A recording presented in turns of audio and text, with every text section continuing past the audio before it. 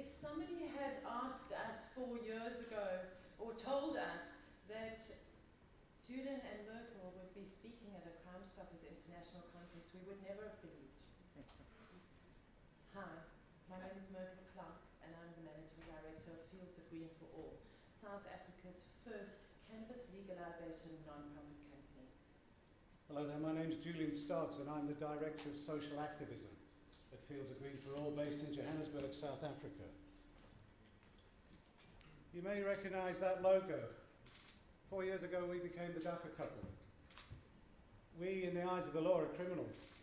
I, at the moment, am a criminal because for the past 35 years, I've used the cannabis plant and the illegal substances within it are in my bloodstream. In 2010, our story started. We had a very heavy-handed visit from the South African Police Service in our home in Johannesburg. A visit we will we'll never forget it as long as we live. After a traumatic 5-hour experience in our lounge, we were subsequently charged and went to jail for the possession of cannabis with the intent to deal.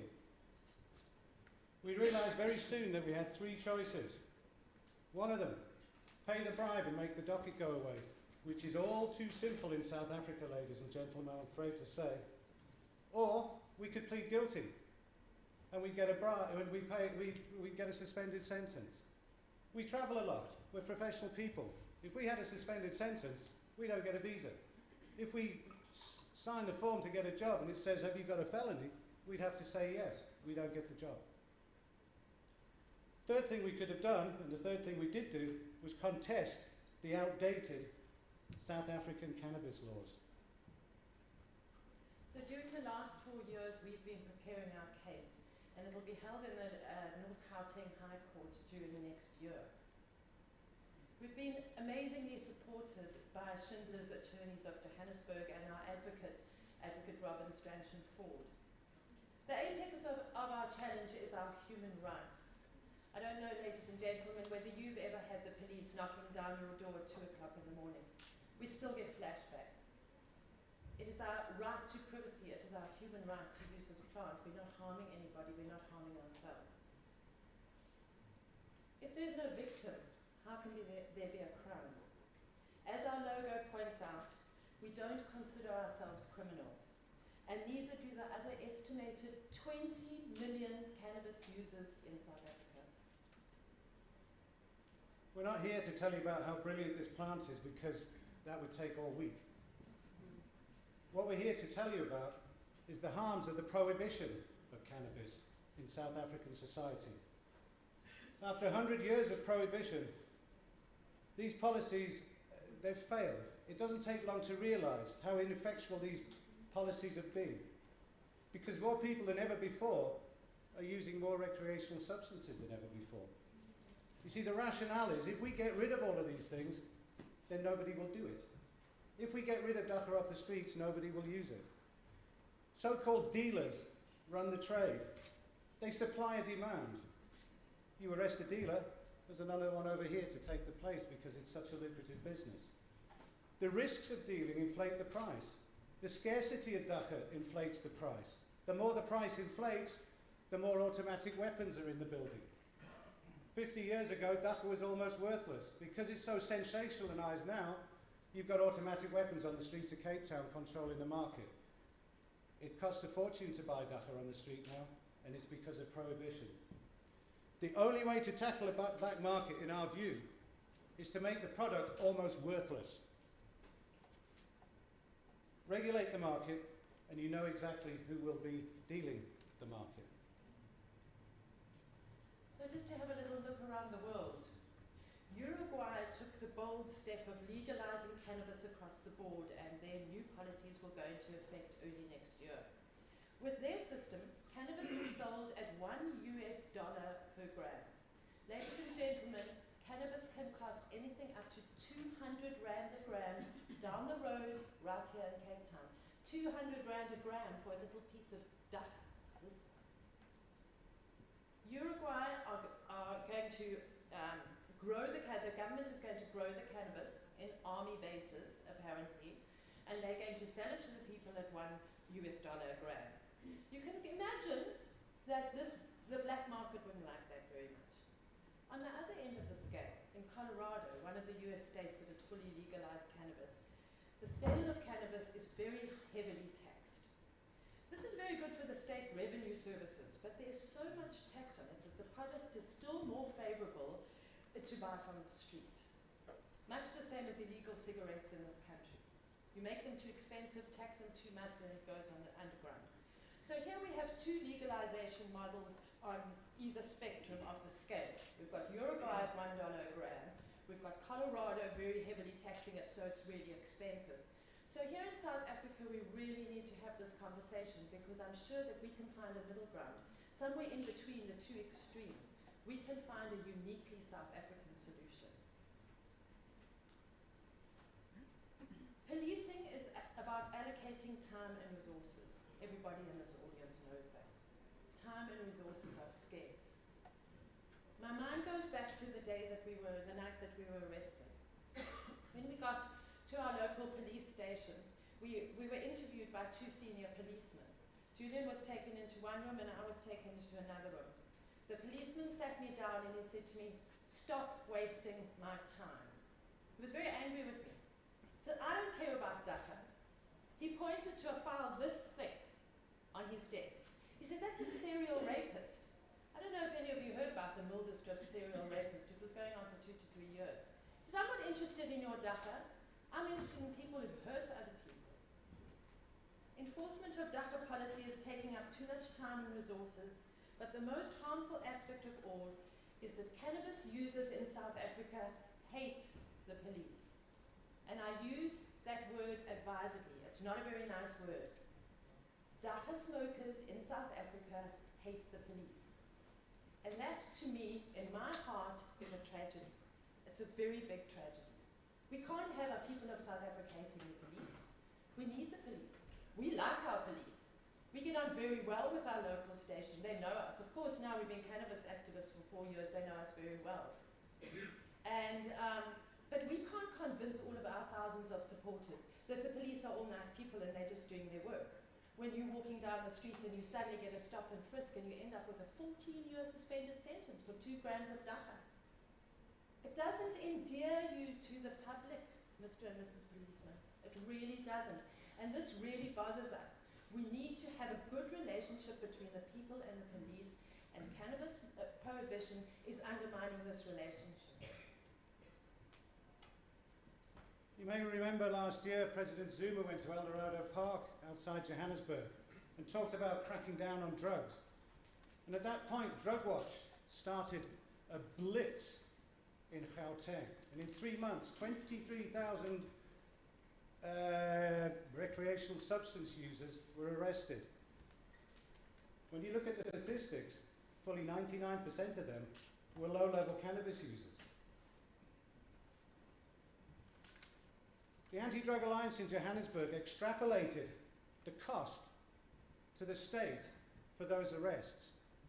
And those 23,000 people cost Gauteng legislature just short of 40 million rand to incarcerate them in police cells for the weekend. They only managed to get a reported 15 million rands worth of drugs off the street, which is neither here nor there.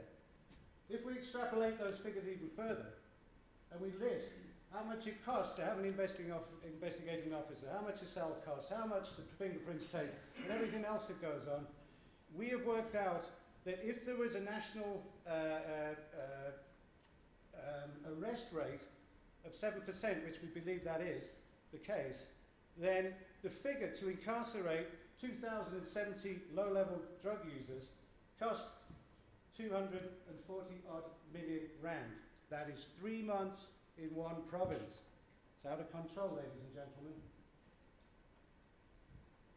I'd like to just give you a minute to read what is up there. The DA asked the ANC for a report on drug-related arrests. Only 65 successful convictions had come from 127,400 drug arrests in Gauteng since 2011. That's one province, ladies and gentlemen. Prohibition of Dacha is the #1 breeding ground for corruption and extortion. From arrest to court, jail, to court, to jail, even the so-called diversion programs, harm reductions, they are all full of corrupt enforcers. You need to see our inbox, ladies and gentlemen. It's just too much temptation. It's much easier for a corrupt officer to take $200 than to actually put that person through the system for his little spliff that was in the ashtray of his car. There's no easier target anywhere on the street than a low-level cannabis user. And for all of you out there that dream about waking up tomorrow morning and finding a drug-free world, it's not going to happen. It never did and it never will. Humans have been altering their consciousness since time began. They've been crushing pills, they've been crushing seeds, they've been eating things. We are all wired to alter our consciousness. You do it all the time, with coffee, with sugar, with alcohol, with tobacco. Dhaka is a prolific plant. It's been here for over 700 years. 700 years. The Americans are talking about 150 years of use. 700 years. There's a reason why it's called weed as well. It is prolific. And there's no way any government anywhere on the planet will eradicate it. We've spent days walking through the high mountains of Swaziland. And when you get to the top of the hill after 5 hours and you zero in on those little emerald patches on the other side of the valley, there's tons and tons of the stuff. There are fields of green for all over. You'll never eradicate it. Stop trying. Again, 100 years of prohibition should make that plain to see. And you've got to realize that prohibition wasn't put in place because it was harmful. The real reason the first anti-Dhaka laws were enacted in South Africa in 1878 was because white people came here and started manipulating everybody for their own ends and means. It's always been the poor that were marginalized due to prohibition, and they suffer to this day because of the injustices of prohibition. Dhaka prohibition started here in 1908 by banning Hindu indentured labourers, slaves. The white man banned their sacraments. Dhaka became illegal worldwide.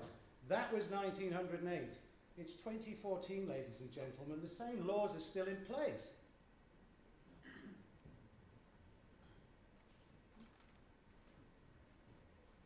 You would think that the more dangerous the substance, the more control you would want over that substance. If you look at this table, which has the overall harms, the harms to an individual and the harms to society with the various substances.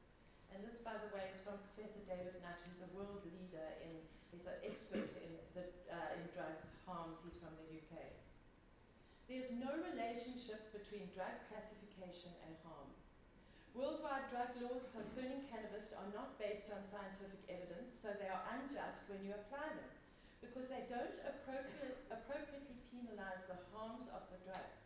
It will come as no surprise which substance tops this list. Every single officer in this building has been involved with an alcohol-induced incident. But most importantly, the current drug laws undermines people's confidence about what the government is telling them about the harms. If you tell people that cannabis is a Schedule I drug alongside heroin and man-drugs and very harmful when everybody knows that it's not, then it devalues all the messages about drugs. Get the proportions right. Imagine the drug education in schools, and drug educators go and tell high school students that, oh no, Dhaka is just as bad for you as man-drugs or tick. It's not true. And then those very teenagers go and they try the Dhaka and they realize that they don't get addicted to it, they realize that it's not as bad as tick, and then they think, oh well, I wonder if tick is not so bad. We just need to tell the truth about this plant.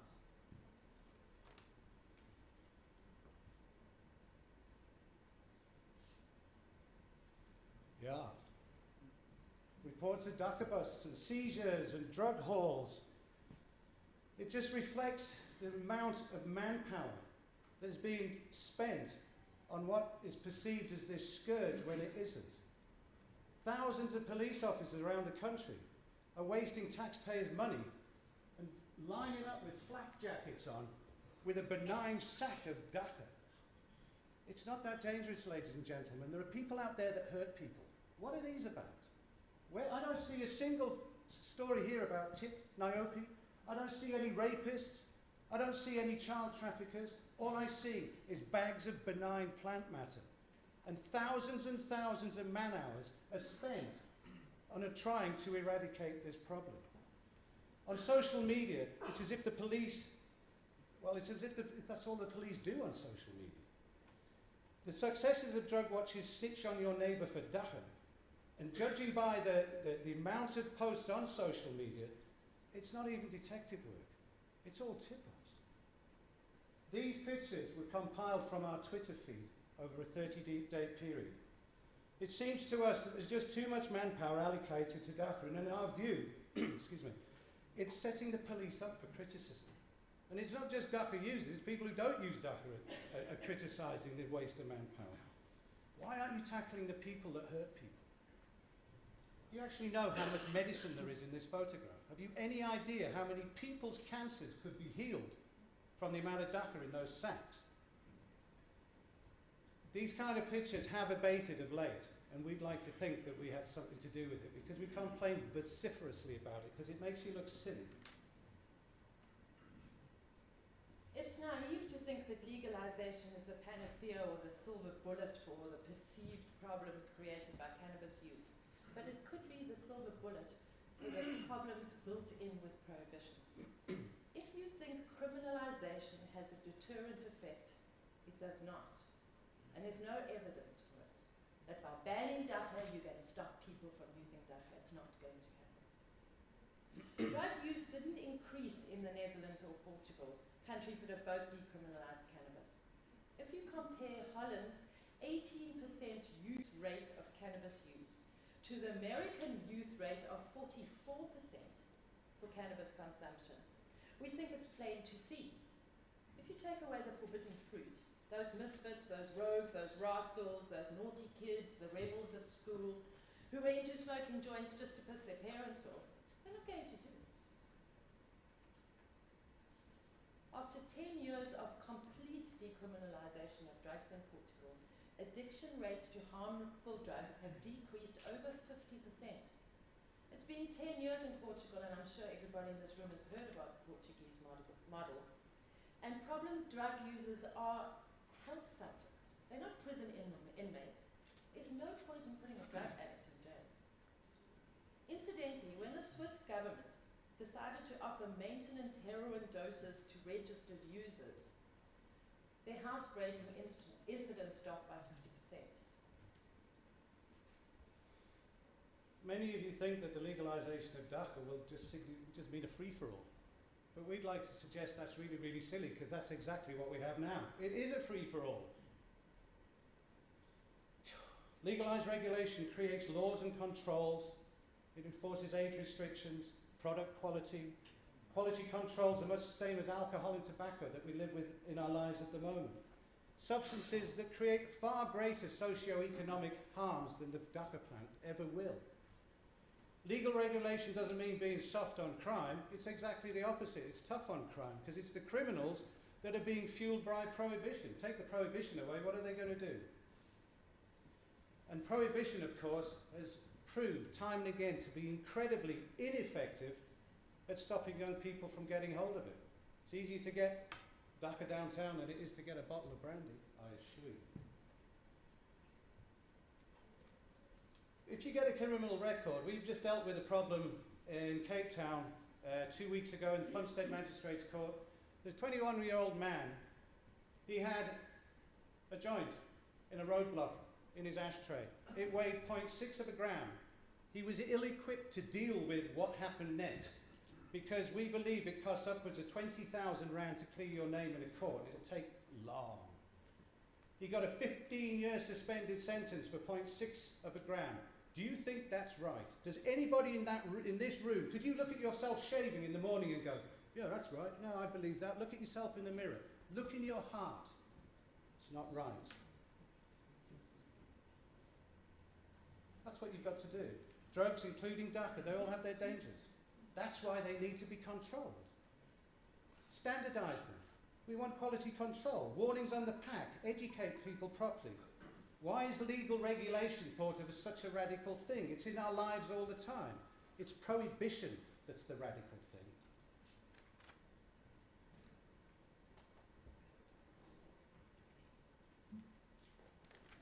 Yeah. These are warnings from around the world. That one there is from America. That one there says, do not use this substance with alcohol. It's a fundamental thing for the DACA plant. If you have 6 bottles of beer and you have a joint, it is chaos. But people don't know that. People aren't told that. It is chaos. But it's a really, really important piece of information that nobody knows. Thankfully, there are legalization models already in place around the world that we can all learn from. That is what happened in the 1920s in America. That didn't work either. Remember all those automatic weapons in the movies in the 1920s and 30s? All those boys? It was chaos as well. It doesn't work. Prohibition is wrong. This is what the Uruguayans think they're going to do with their model. You will see that anybody who wants to use the plant joins a register, a state register. The state own the DACA. The state sell the DACA for $1 a gram. There's no point there being a black market for $1 a gram. There isn't any profit in it. And the reason they're doing this is not because of usage by their population. Uruguay is a transport hub. It's in the middle of the continent, and all the drugs come this way to go that way. They're trying to stop dealers from entering their country because there's no point. 6 plants per adult. A maximum purchase of 40 grams a month. The health minister is in charge of it. And the same rules apply to any other normal modern society. No under 18s. If you drive a car under the influence, you're in deep dwang. No advertising of and no consumption in public places. These things are already happening all over the world. Everyone knows about the coffee shops in Holland. For 40 years, they've been running this story. They even tried to stop it 2 years ago with an ideological government. Guess what happened? The black market, it came back. Whoa, let's make the coffee shops legal again. Do you get the picture? In Barcelona, there are cannabis clubs popping up all over the place, and they're legal and they're sanctioned. 100 people can grow 900 plants.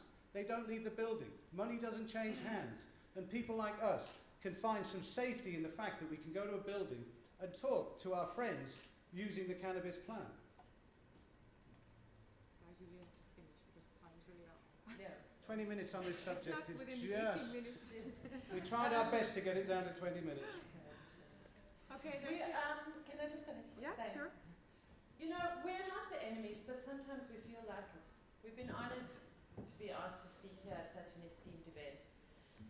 Somewhere between your policies and our views and our research and your research, we hope to build a dialogue for change. The present paradigm is not working, and we hope that we've demonstrated that to you in our talk today. Please stop arresting us. Please just stop it. We're sick of our inbox being full of people who are distressed by having their lives ruined by being arrested for DACA. We're not the enemy, and neither is the DACA. The benefits of this plant far outweigh the harms. All of South Africa stands to benefit from Fields of Green for All. If you'd like more information, please go to our 2 websites, or you can contact us directly if you have any questions. Thank you very much.